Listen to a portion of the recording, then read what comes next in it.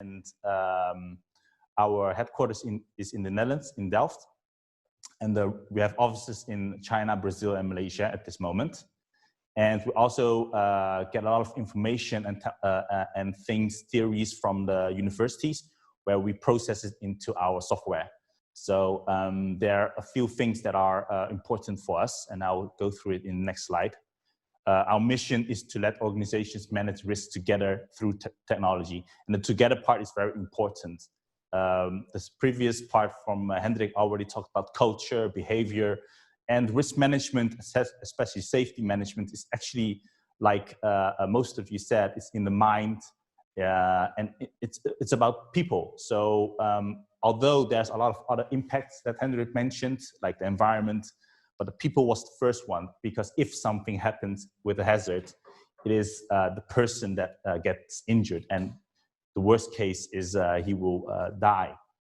And in the offshore, where we talk about these kind of massive structures, for example, if you take safety hazards in the care, so in the hospital, one patient dies, and if something happens, you actually see in the matrix the number 5 impact class in the offshore is actually like more than 10 people die. So we're talking about totally different numbers, which is very important, of course, for a high reliability organization. And so what we are focusing on with Risk ID, this software, is we talk about collaboration, because we think that culture or risk awareness in general, safety awareness, can only be achieved when you get all the stakeholders together to work on it. So right now, with the COVID situation, it is, of course, very difficult to get everybody together, where Hendrik mentioned. Most of the times the hazards were done together in a room, but we need technology now to still keep doing hazard, but in another way. And I think Risk ID can be a perfect way to facilitate that process without losing the human aspect of it. So we'll try it out later. And of course, if you introduce technology, you have to make it very simple. And of course, every software vendor will tell their software is very simple to use. But our software is actually the only risk management software that is scientifically proven to be user-friendly. We've done a lot of research with the Delft University of Technology, published scientific papers and different platforms. But of course, you have to try it out yourself if it's indeed easy to use. If it's not easy to use, people just don't want to use it. Very quickly through this. Normally, pre-COVID, we do a lot of post-it sessions, brown paper sessions. Everybody put their hazards on a paper. There's a lot of obstacles in those kind of sessions. Most of the thing is, of course, the obvious thing. Some people cannot write very clearly. Other things is it's not anonymous. So people, when they discuss risk, the loud people might get the overhand. And I'm Asian, I'm shy myself, but I think I want to share my knowledge. So you have to give a chance to other people as well, equal chance. And of course, the hierarchy is also in the room. So if the project manager or the boss is there and you think he might be a risk, there's no way you will say that, because you still want to keep your job. This is a quick summary of the idea behind Risk ID. So some steps you can do online, but still in a social platform. You can do it together. These steps are in the HAZID, already Hendrik mentioned. So it's just identify the risks or hazards. When you do it on our way, everybody can just go ahead, brainstorm out about the risk and hazards. So you do have to go to the next step to group similar risks together. You don't want every time the same risk that you want to discuss. Probability and impact scoring, and then identify the mitigation measures and determine with the mitigation measures what would be the residual risk. So I will show you the video now. Let me mute myself. Hey, guess what? You're invited to a Risk ID brainstorm session. But what now? No worries. first, click on the link that you received in the invitation email. This link will take you directly to the Risk ID login page. To log in, you simply type in your email address and then click on the login button. This will take you to the Risk ID homepage. Click on the blue arrow on the bottom right to continue. You are now in the Risk ID brainstorm session. At the top, you will find the brainstorm topic. You are now asked to add undesirable events in relation to the brainstorm topic. First, click on this button to add a risk. Once you have formulated a risk, you can add possible causes and effects. For example, what risks do you see for Project X? A possible risk may be building permissions and licenses are delayed. Cause, the way of construction is not in compliance with regulations. Effect, constructions will be delayed. In case you like to add more causes and effects, you press the add symbol. Effect, cost increase. Once you've finished filling in your risk, press the button send. Your answer will now appear in the session. All risks that are added by you will be presented by an orange circle. Click on a previous answer to edit the risks or to add extra causes and effects. On average, the brainstorm session will take you about 15 minutes to complete. You can simply log out once you've finished adding risks. You can always log in later to add new risks. Right. So the couple things before we start. The simplicity lies in there's only one button. So once you log in, you probably know what you need to do because you cannot do anything else but click on the button. And it's also important where I ask you to, when you identify a hazard, also mention what can cause it and what is the eventual effect on it. This is later also important when we do the bow tie, but in the risk assessment or a hazard, it's important to not only mention the hazard, but also the cause and effects, because that is the place where you score the probability and impact on, and also take the mitigation measures on, preventive or corrective. So I would like to ask you to open my mail that I sent you last night and click on the last link, the login link, to log into the session. Prior to the actual installation, there was a site visit and they saw a lot of things that are not correct, like on the installation platform, there was a fan blocking it. So it's all about, with these kind of projects, as you know, about the preparation. So a hazard is also a preparation prior to doing the actual job, because actually job is just, can be a few hours, but the preparation of such a huge project can be months. And that's why you need to be very careful, because the consequences is very high as well.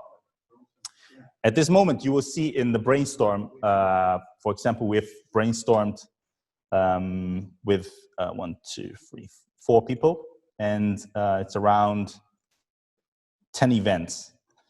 And another thing to note is also, you can do this online, not at the same time. You can actually send the people to brainstorm and give them a week's time. In their own time and convenience, they can log in and put their risk, because they can slowly check the project report and see, browse through it, and whenever they see a hazard, they can just input it online. You don't need to come together yet. That's the ideal place. At the same time, you can see each other's risks. So when I check my screen, I have 2 risks, 4 and 6. Those are mine. But I can also open a risk from someone else and add my causes and effects to it. It's very important to complete the whole risk as much as possible for later on the steps, and also provide a comment. So there's still interaction in that case. And with the hazard, of course, sometimes you have a photo. You can visualize it by providing a photo on a hazardous situation. So this is the idea of the hazard identification step. If I look on the menu, there are other steps as well. Like I said, the second step is to organize it.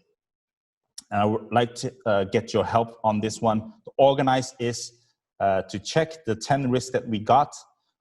Which risk will be the same, so we can group them together.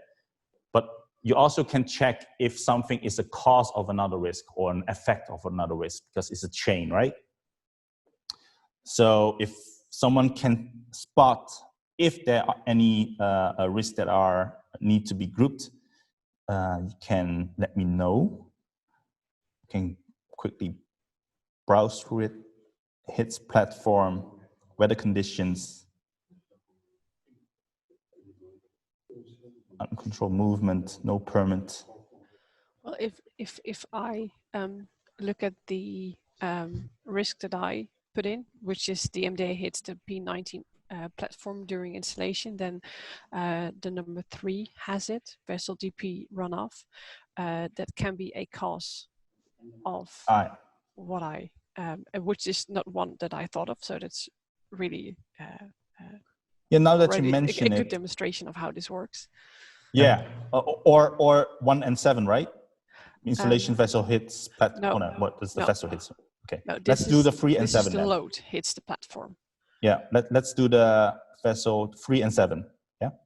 Yeah, well, yeah, 3 is a cause of 7. 7. Right.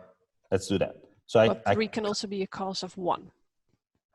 Well, for example's sake, let's do 3 with 7. Yeah. So I click 3 and 7. You'll see here it's merged together, 3 and 7. And I just say group. And then it will be shown that's 2 risks under it. And because you say 3 is a cause of 7. So I would take this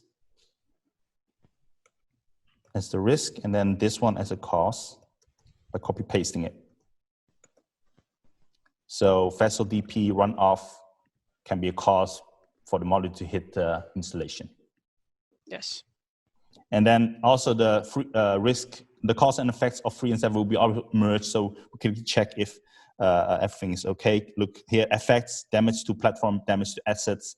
So I can just remove damage to platform because already mentioned as a damage to assets. But then you can also remove damage to MDA module because that's also an asset. Yeah, exactly. All right. Looks good now. So that in a bigger session where you have more risk, of course, this is what you need to do to consolidate the risk into unique risks, cause and effects. If nobody stops me from continuing, I assume this is clear. And the next step will be the voting step. Start the voting. And for you, I will show the video again. Yes. Hey, good news! You're invited to a Risk ID scoring session. We can definitely use your knowledge and expertise. First, click on the link that you received in the invitation email. This link will take you directly to the Risk ID login page. To log in, you simply type in your email address and then click on the login button. This will take you to the Risk ID homepage. Click on the blue arrow on the bottom right to continue. You are now in the Risk ID evaluation step. On the left side, you will find the risks and possible causes and effects. On the right side, you will see the evaluation bars. By simply dragging the orange and blue circles, you will score the risks on probability and impact. By clicking on an impact letter, you will find the scoring legends. It's up to you to use your knowledge and expertise to evaluate all risks one by one. First, you evaluate the probability for the risks to occur, and then you score the expected impact the risk may have. In case you don't have enough information or you don't want to socialize your opinion about a risk, you can simply skip this risk and evaluate the next one. Your score input is automatically saved during the process. You can always log in later to continue the evaluation. Once you are done evaluating all risks, you can click on the button Submit Vote. You are now done with the evaluation step in Risk ID. On average, the evaluation step will take about 30 minutes to complete. You can simply log out once you are finished. Right. So you don't need to click on the "you are already in." So all you need to do now is on the left bar, click on step 3, voting, and you see a voting form. And it will be the same labels for probability and impact as the matrix Hendrik showed, just to get a connection. And yeah, I would ask you to go to step 3 and provide your vote.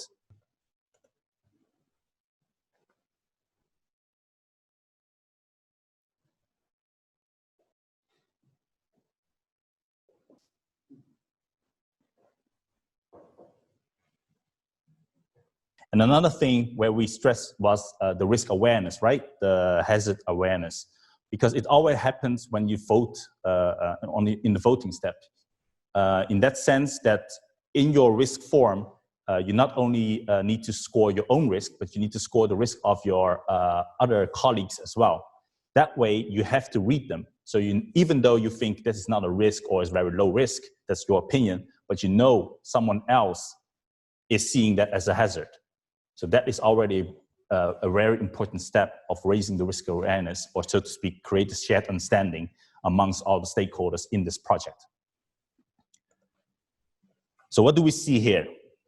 I do have to mention that I think they've scored 1 risk and then the rest are 1. So, but normally when it's not, it's scored with all risk. What you see here is several things that I will explain.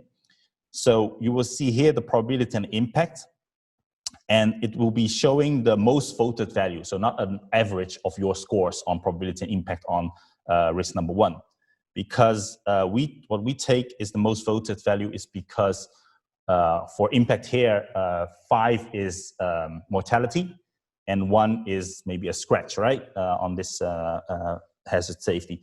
And if you every time average such a score, it will be 3.5 most of the time. And you cannot be half that, right? So if something happens, it's a score that you need to give. So that's why we take the most voted value in combination with the standard deviation. The standard deviation shows us, even though this one is the most voted value on probability is 3, but it has a red bracket around it, whereas 5 doesn't have it. So you are all in consensus that the impact of this risk is 5. I will show you. So it's all towards high, but on the probability side, it is, well, most of you voted 3 and someone voted 1, which is a big gap. So you see a canyon when the standard deviation is too far apart, and that is the risk that you need to discuss, because probably someone has a different opinion with the rest of the group, and maybe has very specific information. He's an expert or other information experience to share to convince us if it's indeed 1. In this case, but most of the time, I don't know if someone knows, remembers he or she the reason why he or she voted 1 on the installation vessel hits the platform. But could we understand that this is a very low probability? Maybe someone that has experience. Is this something that has occurred within the operating company? Has it been occurred? I don't know if I voted that, but you know, the likelihood that a vessel goes out of DP and hit the installation, if you look at the history, it has occurred, but it's not that likely. So I would have probably maybe voted it as a 1. And not as a 3, for example. Well, what we said, Ari, is like, 1 is that you don't know that this has ever happened before. So, okay. And you said has occurred in the industry. So let's say we know it happened before. It could happen, but it's not really likely in that sense that it should be a 3. So let's say for progress sake in this exercise that Ari convinced all of us because the rest is 3, and we can say, okay, it should be number 2, and then for that reason, for the reasons, I don't want to type the whole discussion we had. Okay. The reasons Ari just mentioned. So once you've changed it, provide a comment, you see in the log also that it has changed for that reason, etc. So the software actually guides you through which risk that you need to discuss. Once again, I think because someone scored all ones, it has such a high standard deviation items, but normally it's just a few in the list that you need to discuss. Because once again, if, for example, it happens to be the top event, there's no standard deviation, everybody is consensus, you don't need to discuss the risk in such a headshot. Yeah. Just go to the mitigation measures. Why do you talk about it? Everybody agrees. But it can be the case that one risk that is all the way down, but it has a lot of differences. And once you discuss it, it might pop up as a high risk again. So you don't want to forget those risks that are downstairs, but with a lot of, let's say, ruis, there's a lot of noise. So differences between the participants that you need to discuss. And those discussions, once again, will raise the risk awareness of the whole group, the group risk awareness, and also create a better shared understanding, which is what I think such a session is all about, is needed. So if that is clear, I would say let's keep this as the top risk. Is welding fumes? All right, doesn't matter. We'll pick one of these risks to the next exercise, bow tie. It's not necessarily the top risk, so we'll take one of these risks. But of course, in this exercise, when we are agreeable that this is our top risk, we have to do something about it. Otherwise, it's just praying that it doesn't happen. And most of the time, that is not a very good mitigation measure. So the step 4 is the measure step, where you say, all right, let's take a risk, crew hit by dropped objects. It has these causes and effects: incomplete inspection around the module and personal injury. So you can have preventive measures that will tackle the causes, and corrective measures. You cannot prevent it from happening, but if it happens, we're gonna lower the impact. In this case, because we see these causes and effects, we can then jointly come with what kind of measures we can take on this risk. So, well, in this case, incomplete, well, the obvious thing is complete the inspection, but that would be make sure the inspection around the module is properly done and completed.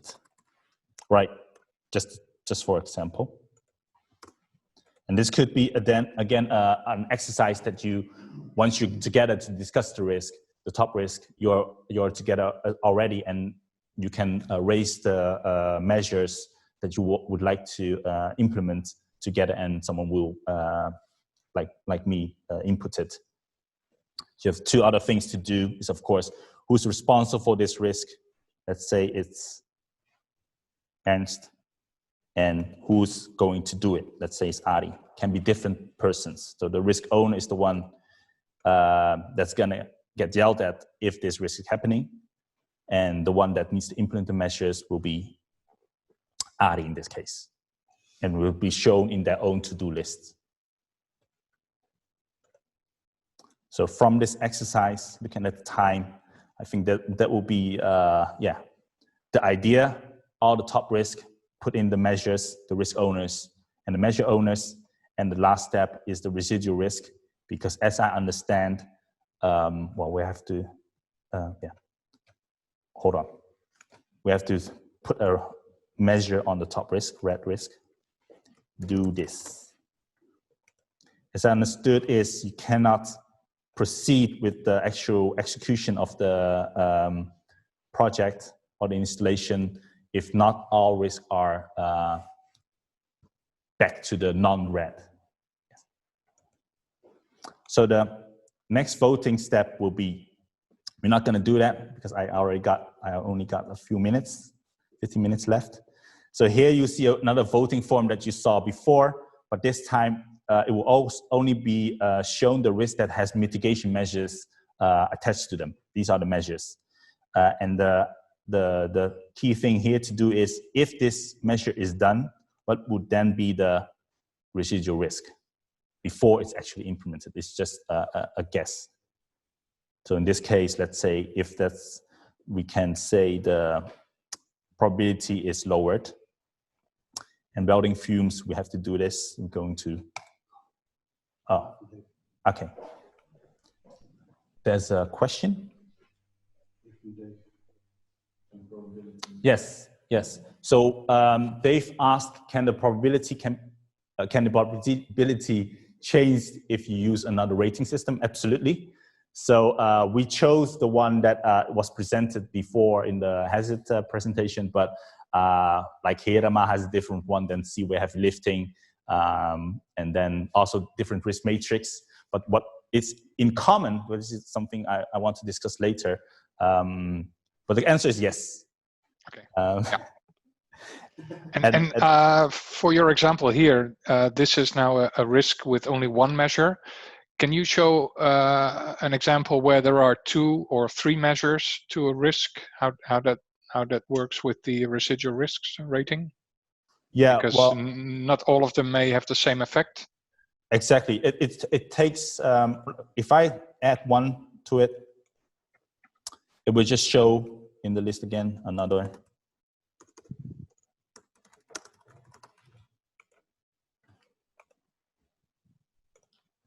It will just be shown another one. And the idea is, if all the measures are done, what is the collective rating of the residual risk? Okay, so you don't rate the measures individually? No. Okay.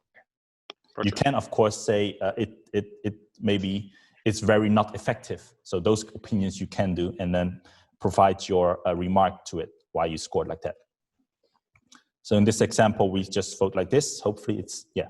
So now the red risk is mitigated to a yellow one, and this, well, it's not supposed to be do like this. Like you have to score it to the yellow. You have to do it properly, but most of the time you do have to iterate this process until you have acceptable residual risk level. Yeah. And what I just mentioned in the matrix is also the one that is can be changed, and most of the time. When you see this risk matrix, it's not symmetrical, and which is a good thing, because if you see here, most of the time ours is, for example, if one probability is 1, very rarely happens, but if it happens, is a lot of people will die. 1 times 5, and 5 times 1, something that a lot will happen a lot, but it's only gonna take you a band-aid to fix it. That is totally different, because the risk is defined as probability times impact, right? So 1 times 5 and 5 times 1 is both 5. But it's very different 5 if it's 1 times 5, which is why we show in the table the weight. So we don't really look at the risk score, we look at the weight. Where is it in the risk matrix? So most of the companies actually have defined, doesn't matter what probability it is, if it has a 5 as impact, it is red. It's something that we need to look into. That also the disaster risks. There's also the risk that will need to be bow tied. All right. Once you've done residual risk, that is the HAZID actually. That is also the steps that we have discussed. The result is just to check, okay, how did we do it, and what reason did it come from 15 red to the 9, and in what way the impact will be mitigated from 5 to 3. So you can give your comments, etc. And once you've done this, it's the last thing I will show. You're done with the HAZID, you archive it, you say yes. Because once you're done with the HAZID, that's where the work starts, right? That's where you need to manage the risk and do the mitigation measures. So every team member have their measures and risks, my risks. And that's where all the risk and measures will be shown. And for the project manager, you will see a dashboard that will show you, okay, there's one critical risk. You can click on it. It shows you what critical risk it is for him to see the progress, what measures. You can also, of course, manage the measures if it's overdue or not overdue. So this dashboard will help him get the progress. with the plan, do, check, act thing. Because the hazard, once again, is just a start of executing something, and you need to update it throughout the process. I agree, it is very necessary to do it in the beginning of the project, but also update it once measures has been done to check, are we feeling confident as a team that we can execute this project safely? So I guess I would end it here for the time's sake, and also I think most of the things I wanted to tell you has been told. It might be very quickly, but I hope it is understood still. And if not, let me know in the coffee break where I can clarify things.